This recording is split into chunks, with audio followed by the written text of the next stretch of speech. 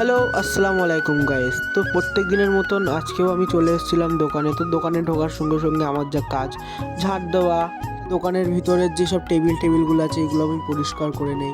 নাহলে তো কাস্টমাররা এসে হাত দিলে তো ওই হাতে নোংরা লেগে যাবে, অনেকটা করে নোংরা যে আমি প্রত্যেক দিনের পরিষ্কার করি, দুবেলা করেই পরিষ্কার করি। মোছামুছির পরে আমার হঠাৎ বাইরে চোখ গেল, দেখলাম রাস্তা খুব জাম।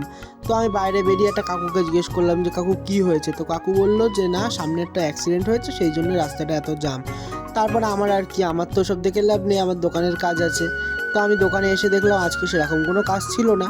তো আমি আর কী করব, আমার যেহেতু কাজের সেরকম কিছু কাজ ছিল না, তাই জন্য আমি বলি যে আজকে নয় মেশিনগুলোই পরিষ্কার করে নিই। টেবিলটা এমনি অনেক দিন থেকে নোংরা হয়ে আছে, পরিষ্কার করার টাইম পাচ্ছিলাম না। তো আজকেই পরিষ্কার করছিলাম, দেখো তোমরা অনেকটাই পরিষ্কার হয়ে গেছে। তারপরেই আমার মাইক্রোস্কোপের ওপরটা অনেকটা ধুলো দেখলাম, যে ধুলো অনেকটা পড়ে গেছে। তো তারপর আমি কি করব, ধুলোগুলো ভালো করে পরিষ্কার করে নিচ্ছিলাম, কেননা ধুলোটা না পরিষ্কার করলে না, যত রেখে দেবো তত আরও ধুলোবালি জমে আর মাইক্রোস্কোপটা নষ্ট হয়ে যাবে। পরেই আমার মা বাড়ি থেকে কল করে বললো যে বাড়িতে পিঠে হচ্ছে। তো আমি আর লোভ না সামলাতে পেরে আমি আবার চলে গেলাম। পরেই বাড়িতে গিয়ে দেখছি মা এত সুন্দর পিঠে করছে, ওফ যা সুস্বাদু হয়েছিল পিঠেগুলো খেতে।